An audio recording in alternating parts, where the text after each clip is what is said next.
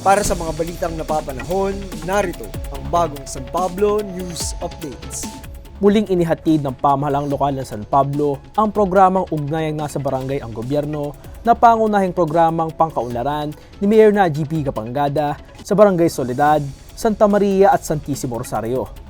Layunin ng programang ito na direktang maipaabot sa mga barangay ang mga mahalagang serbisyo ng pamahalaan kabilang ang mga sumusunod: serbisyong medikal at pangkalusugan, serbisyong legal at dokumentaryo, serbisyong pangkaligtasan at pangkapaligiran, serbisyong pang-livelihood at panlipunan, serbisyong pang-edukasyon at kabataan, at serbisyong pang-pamayanan.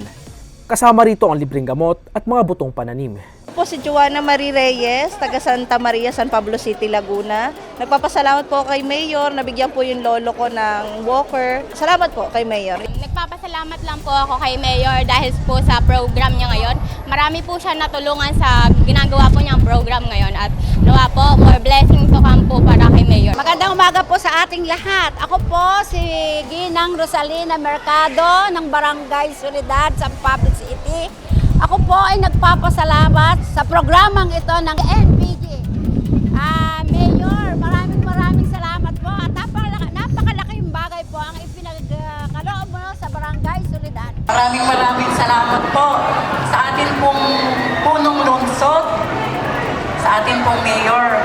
Maraming salamat po at marami po siyang matutulungan. Talagang masaya ang mga taga-Barangay Soledad.